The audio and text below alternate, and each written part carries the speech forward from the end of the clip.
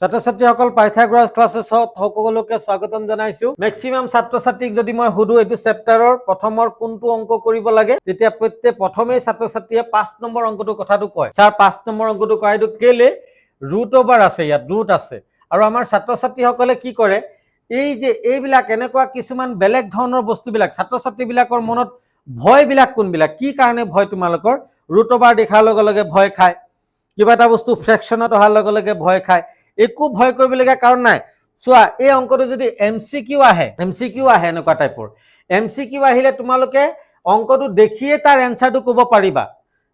অংকটো দেখিয়ে ইয়াক অংকটো নকৰাকে তোমালোকে এনসাৰটো ক'ব পাৰিবা। যদি তোমালোকক ইয়াত এমচিকিউ দিলে যে এক্স আৰু ৱাই ভ্যালুটো কিমান, X equal 0 Y equal 0, A দিলে এইটো, বি দিলে ধৰি লও তোমাৰ X equal A, X equal 2, Y equal 3, C দিলে x equal 4, y equal -3, d দিলে x equal -1, y equal -1 এনেকে দিলে, বা 2 দিলে, কিবা এটা দিলে মানে y equal 2।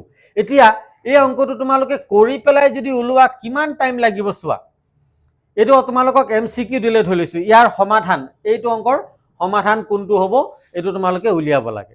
যদি তোমালোকে তেতিয়া কি কৰিবা, এইটো কুৱেশ্যনটো এনসাৰটো আমি অংকটো সলভ নকৰাকে তোমালোকে কেনেকে উলিয়াব পাৰিবা তাৰ ভ্যালুটো মই শিকাই দিছো। এতিয়া মই তোমালোকক কি কৰো, ইয়াত চোৱা, এই বস্তুটো তোমালোকে কি কৰিবা, তোমালোকে চাবা এটা বস্তু তোমালোকে ভালকে ক্লাছ 9ত মনত পাইছিলা যে বা এইটো দিছিলে যে ax + by + c = 0। এই সমীকৰণটোৰ যদি c ৰ ভ্যালুটো যদি 0 হয়, c ৰ ভ্যালুটো যদি 0 হয়, c ৰ ভ্যালুটো 0 হোৱাৰ লগে লগে তেতিয়া এই ইয়াৰ মানটো এই দুইটাৰ মানে কি হ'ব, 0 0 হ'ব, x ৰ মানো 0 হ'ব, y ৰ মানো 0 হ'ব। এটো মনত ৰাখিবা।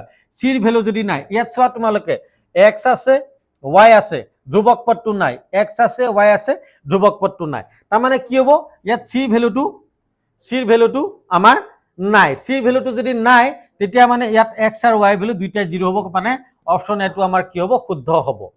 গতিকে এইটো হল তোমাৰ যদি এমচিকিউ আহে ইজিলি কৰিব পৰা মেথডটো হল এইটো।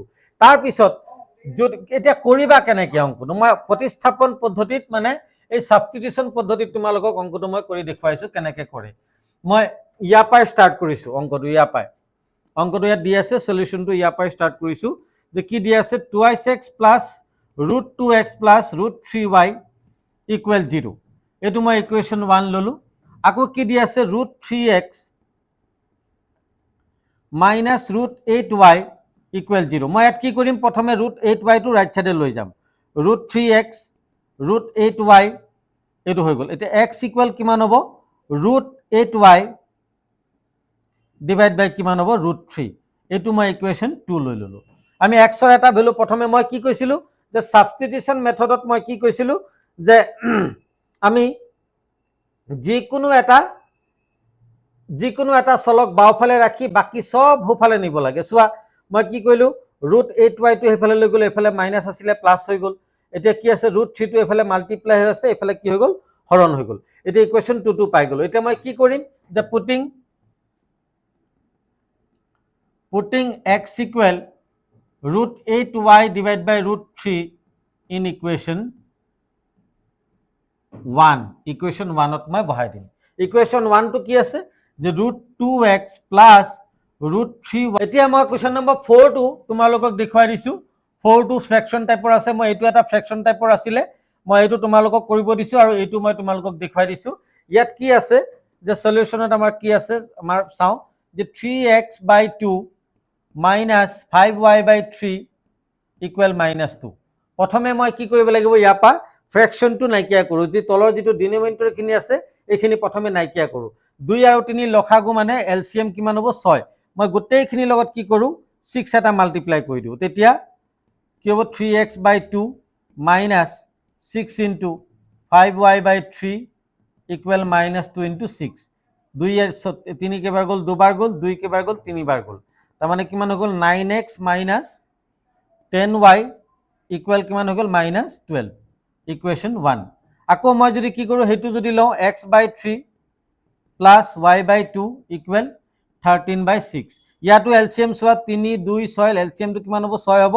গোটেইখিনিৰ লগত 6 মাল্টিপ্লাই কৰি দিলোঁ কি থাকিলে x/3 plus 6 into y/2 equal 6 into 13/6 এইটো 6 6 কাটি গ'ল 2 গ'ল কেইবাৰ গ'ল 3 বাৰ গ'ল 3 গ'ল কেইবাৰ 2 বাৰ এটা 2x প্লাছ 3y ইকুৱেল 13 এইটো ইকুৱেশ্যন কিমান হৈ গ'ল 2 হৈ গ'ল এতিয়া চোৱা এনেকুৱা যদি ডাঙৰ নাম্বাৰ ওলাই হহকবিলাক যদি অলপ ডাঙৰ ওলালে তেতিয়া কি হয় ম্যাক্সিমাম এই অংকবিলাক আমাৰ অপনয়ন পদ্ধতি কৰিলে বহুত ইজি হয় প্ৰতিস্থাপন পদ্ধতি কৰিলে অলপ দীঘল হৈ যায় আৰু ভুল হোৱাৰ চান্স হৈ যায় ম্যাক্সিমাম চুকা ল'ৰা ছোৱালীবিলাকে যিবিলাকে অংকত ব্ৰিলিয়েন্ট চুকা এইবিলাকৰ কাৰণেতো কোনো কথাই নাই কিন্তু আমাৰ এভাৰেজ যিখিনি ষ্টুডেণ্টছ আছে এভাৰেজ ষ্টুডেণ্টখিনিৰ কাৰণে ভুল হোৱাৰ বহুত চান্স থাকে সেইকাৰণে এই অংকটো মই তোমালোকক অপনয়ন পদ্ধতি এলিমিনেশ্যন মেথডে কৰি দেখুৱাইছোঁ মই কি কৰোঁ ইকুৱেশ্যন 1 ৰ লগত 2 মাল্টিপ্লাই কৰোঁ মই প্ৰথমে কৈছিলোঁ অপনয়ন পদ্ধতিত কি কৰিব লাগিব x বা y এইটো x হওক বা y হওক ইয়াৰ হহকটো কি কৰিব লাগিব সমান কৰিব লাগিব ইয়াত আছে 9 ইয়াত আছে 2 ইয়াত আছে 10 আৰু ইয়াত আছে 3 মই x টোৱে মিলাম মানে x টোৱে সমান কৰিম গতিকে 1 ৰ লগত কি কৰোঁ 2 মাল্টিপ্লাই কৰোঁ 2 9 ৰ লগত মাল্টিপ্লাই কৰিলে কিমান হ'ব 18 18x minus 2 10 ৰ লগত পূৰণ কৰিলে কিমান হ'ল 20 20y 20y ইকুৱেল 2 এ 12 ৰ লগত মাল্টিপ্লাই কৰিলে -24 এইটো ইকুৱেশ্যন কিমান হৈ গ'ল 3 এতিয়া ইকুৱেশ্যন 2 ৰ লগত মই কিমান মাল্টিপ্লাই কৰিম 9 মাল্টিপ্লাই কৰিম তেতিয়া মিলি যাব 18x এইটো 2 ৰ লগত যদি মই 9 মাল্টিপ্লাই কৰোঁ 18 2 3 ৰ লগত 9 মাল্টিপ্লাই কৰোঁ কিমান হ'ব 27y ইকুৱেল ইয়াৰ লগত যদি 13 ৰ লগত যদি মই 9 মাল্টিপ্লাই কৰোঁ কিমান হ'ব 117 এইটো ইকুৱেশ্যন কিমান হৈ গ'ল 4 হৈ গ'ল এতিয়া মই কি কৰোঁ এইটো মই মাইনাস কৰোঁ 3 পৰা 4 মাইনাস কৰোঁ 3 পৰা 4 মাইনাস কৰি দিলোঁ মাইনাস কৰিলে কিমান এইটো সাইনটো মাইনাস হৈ যাব সাইনটো চেঞ্জ হৈ গ'ল মাইনাস হৈ গ'ল এতিয়া চোৱা মই কৈছিলোঁ যে সাইনবিলাক কি হৈ যাব চেঞ্জ হৈ যাব এতিয়া চোৱা এইটো চিনো মাইনাস আমি কি জানো মাইনাসে প্লাস হয় কিন্তু সাইনটো কি থাকে মাইনাসে থাকি যায় সাইনটো কি থাকিব মাইনাসে থাকিব নাম্বাৰ কেইটা প্লাস হ'ব কিমান হ'ব এইটো 47y হৈ গ'ল এফালে মাইনাসে সাইনটো মাইনাসে থাকিব আৰু এই নাম্বাৰ কেইটা প্লাস কৰিলে কিমান হৈ যাব 141 এতিয়া এইটো মাইনাস আৰু মাইনাস মিলি আছে মই দুইফালে কাটি দিলোঁ y ইকুৱেল কিমান হ'ব তেতিয়া 141 ডিভাইড বাই 47 আমি কাটি দিলে কেইবাৰ যাব 3 বাৰ যাব y ইকুৱেল কিমান হৈ গ'ল y ইকুৱেল আমাৰ কিমান পালো 3 পালো এটা putting y equal 3 in equation 2 টুত বহাই দিওঁ মই ইকুৱেশ্যন 2 টো অলপ সৰু ইয়াত বহালে আমাৰ সলিউশনটো ইজি হ'ব গতিকে 2x প্লাস 3y ইকুৱেল 13 তে কিমান ওলালে 2x প্লাস 3 ইনটু 3 ইকুৱেল 13 3 3 গুণ 9 9 টো হেফালে নিলে কিমান হৈ যাব মাইনাস হৈ যাব 13 minus 9 2x ইকুৱেল কিমান হৈ গ'ল 4 হৈ গ'ল তেতিয়া 2 এ 4 ত কেইবাৰ যাব দুবাৰ যাব x ইকুৱেল কিমান হৈ গ'ল 2 তাৰ মানে কিমান ইয়াৰ আনসাৰটো কি ওলালে x ইকুৱেল 2 y ইকুৱেল কিমান ওলালে 3 গতিকে এনেকে ইয়াৰ সমাধানটো আমি অপনয়ন পদ্ধতিত কৰিলে একেবাৰে ইজিলি ওলাই যাব ইয়াৰ কামটো প্ৰথমে ফ্ৰেকশনটো নাইকিয়া কৰিলো তাৰ পিছত এই ইয়াত অপনয়ন পদ্ধতিত x ৰ আমি হহক কেইটা একেই কৰি মাইনাস কৰিলো মাইনাস কৰি y ভ্যালুটো 3 পালো 3 পালাই পেলাই y ভ্যালুটো ইকুৱেশ্যন 2 ত বহাইছো বহাই পেলাই x ৰ ভ্যালু কিমান পালো 2 পালো গতিকে এনেকে আমাৰ ইয়াৰ সমাধানটো ওলাই গ'ল এতিয়া আমি আকৌ যাব লাগিব সমীকৰণ বনোৱাত অংকত সমীকৰণ বনোৱা জনৰ অংকত আৰু এটা বেলেগ অংক আছে সেই অংকটো মই তোমালোকক দেখুৱাইছো